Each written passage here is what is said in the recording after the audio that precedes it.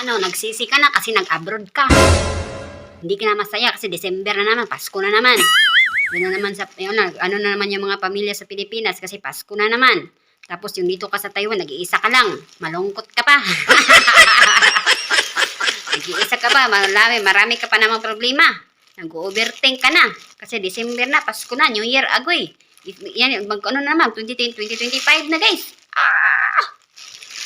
Lapit nang umuwi yung iba siguro. O yung iba, papunta pa lang ng abroad. Ako, huwag kayong magsisi kung nag-abroad kayo kasi ginusto nyo yan. Ginusto yung mag-abroad. Sa mga gusto pang mag-apply, madami pang gustong mag-apply. Gusto pa nilang maranasan dito sa abroad. Okay lang naman dito sa abroad. Malungkot lang talaga. Kailangan tanggapin mo lang talaga na kapag pagpunta mo dito sa abroad, malungkot talaga yung buhay. Kasi mag-isa ka lang dito. Wala kang kakampi, sarili mo lang. Magka-problema ka, ikaw lang din yung magsosolve ng problema mo. Tapos kung sa Pilipinas, yung mga problema nila, sasabihin nila sa'yo lahat. Isasali ka nila sa problema nila, tapos ikaw yung magka-problema dito sa abroad, ikaw lang mag-isa. O, di ba? Real talk yan, real talk. Kuan pa na, kahapon, nung mga nakaraang araw, maraming nag-comment sa akin about naman doon sa pag-apply dito, sa agency ko daw, sa Pilipinas, ganyan. So, always talagang tinatanong talaga yung agency ko sa Pilipinas. So, meron akong video niyan. Kailangan nyo lang panoorin. Hanapin nyo lang yan sa video ko kasi sinabi ko na lahat ng about sa Taiwan. Lahat ng mga gusto nyong itanong, nandoon na. Tapos, pero meron na ako ibabalik yung mga nagtanong about sa vacation once a year. Magkano daw yung pwede ba daw magbakasyon once a year dito sa Taiwan? Pwede. Pwede. Nasa kontrata kasi yan, guys. Yung bang pwede kang bakasyon once a year, nasa kontrata yan. Pero, depende yan sa amo. Kasi alam naman natin dito sa Taiwan, isa kang caretaker, nag-aalaga ka ng matanda. Kung yung matandang alaga mo is may sakit, alagain, hindi pwedeng iwan, yun, ganun. Pag ganyan yung sitwasyon mo, mahirap ka talagang magbakasyon, guys. Kasi, yung alaga mo, walang magbabantay. Kasi ikaw yung tagabantay ng alaga mo. Yung mga anak ng mga matatanda dito, busy sa trabaho. Wala silang time mag-alaga sa mga, mga magulang nila. Kaya nga sila kumuha ng caretaker, diba? So yun, once a year, pwede kang magbakasyon pero depende sa amo mo yan. Kung papayag yung amo mo. Kasi, may mga panahon talaga na hindi talaga sila papayag. Mostly. Pero, meron ding pumapayag Hindi naman lahat kasi. May pumapayag din. Depende din yan sa mga, mga sabot-sabot or ano ba yan? Ano ba yung mga, basta sabot-sabot. So, Bisaya pa ba sabot-sabot? Sabot-sabotan na gusto mo amo. Bisaya na, guys. So, sabihin mo lang sa amo mo ng advance, sabihin mo lang na sabihin mo sa broker mo, sa agency mo, sabihin mo na, pwede akong pwede akong umuwi once a year, ganyan, ganito, kasi ganyan. Kailangan mo lang ng valid reason. Mag-valid reason ka, sabihin mo ganito, ganyan, kailangan umuwi ka, para payagan ka. Para ma-adjust din yun ng amo mo na, pwede kang magbakasyon, kasi nasa usapan nyo na yun. Pagdating mo pa lang dyan sa trabaho mo sa kanya, napag-usapan na magbabakasyon ka once a year. So, pag pumayag siya, di okay. Pag hindi pumayag, wala tayong magawa. Ganyan lang ang buhay. Okay lang yan. Kasi at least may sweldo ka buwan-buwan. Yun ang importante. May ipadala ka sa pamilya mo, sa buwan-buwan. Diba? Yun lang, importante talaga. Basta mabait ba yung amo mo dito? Okay lang yan. Basta salbahe yung amo mo, iwan mo na. Minsan lang naman yung mga salbaheng amo dito. Madalas mababait. May nag-comment sa akin, abot dun sa sana makakuha daw siya ng mabait daw na amo dito. Mostly ng mga amo dito, mababait naman. Mababait naman sila. Pero, hindi naman lahat.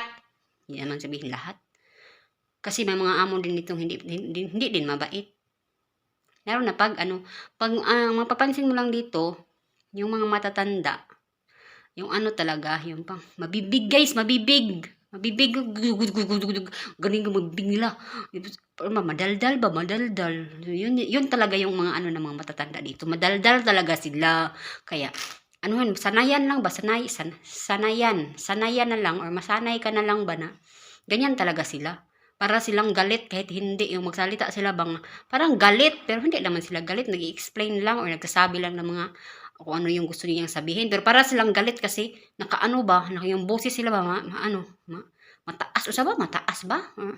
Makaano ba yung pasigaw ba? Pasigaw. So yung ganun, so hindi naman sila galit. So yun, ganyan yung mga ugali ng matatanda dito. Hindi sila relax magsalita guys. Pero kung magsalita sila, para silang, ay, galit. Kung ikaw na nag-abroad ka, tapos ayaw mo nang sinisigawan ka, naku, sasama yung loob mo.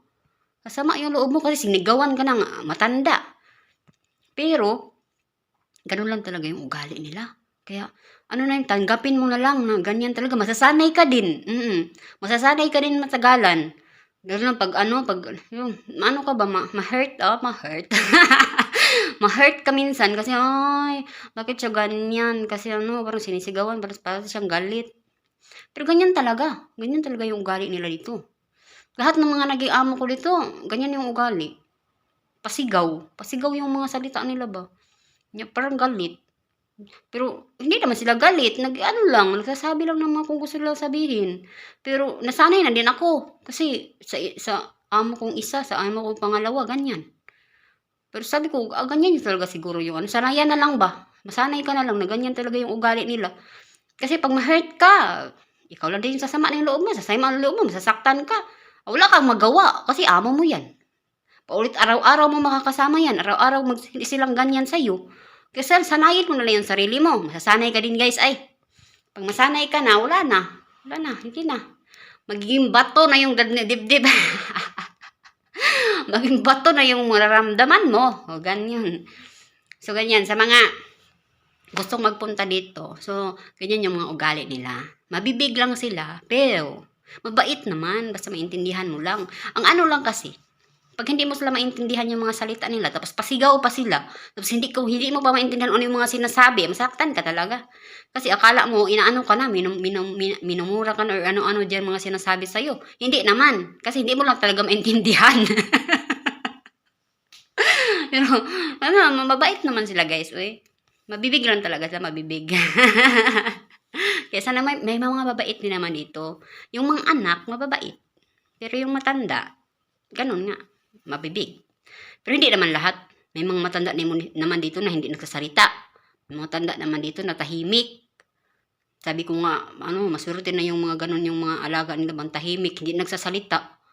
Lalo na kapag, wala ka marinig, walang mga angal, kasi hindi na nga magsasalita.